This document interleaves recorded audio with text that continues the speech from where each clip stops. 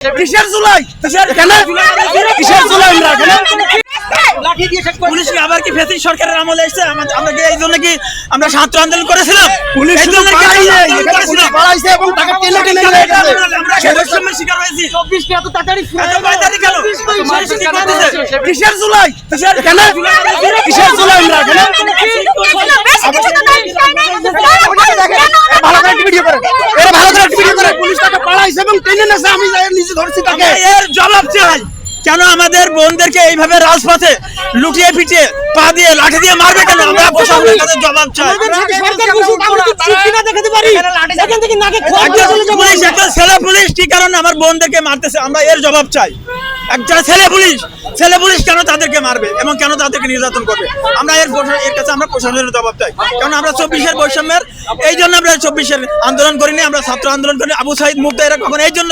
জীবন দেয়নি এরা শহীদ হয়নি আমরা যেভাবে আন্দোলন করেছি আমরা এই অত্যাচার এই নির্মম পুলিশ বাহিনীদের পৃষ্ঠতলে এছাড়া পাকিস্তানি পুলিশেতেও এরা আমাদের সাথে অত্যাচার করতেছে পাকিস্তানি পুলিশরা যেভাবে আমাদেরকে বিশেষিত করেছে আমরা আন্দোলন করতেছি যে আমাদের অস্থায়ীভাবে আমাদেরকে 3 বছরের সুযোগ দিক আমরা আবেদন করতেছি যারা আমাদেরকে 32 দিয়েছিল মোহিত স্যার 35 এবং 37 ওনারা সুপারিশ করেছিল সেই সুপারিশের পরিপ্রেক্ষিতে ওনারা বানচাল করে ওনারা নিজেদের মন মতো করে প্রশাসনিক ওনারা 32 করে দিয়েছে এবার আমরা তো সবাই পাইনি অলরেডি আমরা পাইনি আমাদের তো অলরেডি 32 হয়ে গেছে আমরা এর জন্য আমরা আবেদনের জন্য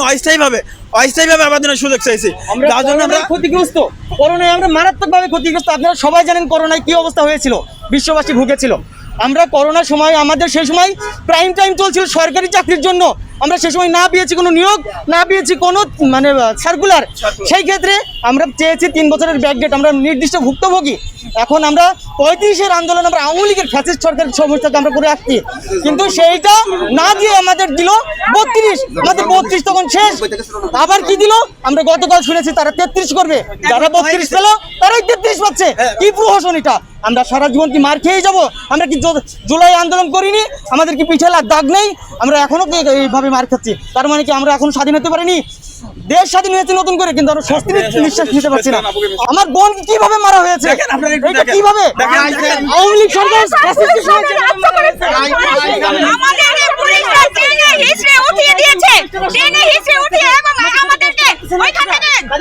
পানি দিয়ে একদম ভিজিয়ে ফেলেছে আমাদের সবাইকে আজকে দেখেন আমাদের কি অবস্থা এটা তো ফ্যাসিস্ট সরকারের চেয়ে তারা আরো বেশি খারাপ পাকিস্তান হানাদার বাহিনীর চেয়ে বেশি খারাপ ওনারা আজকে আমাদের দেখেন কি অবস্থা করেছে আমাদের এই আবুকে 4-5 জন পুলিশ নিয়ে হেসড়িয়ে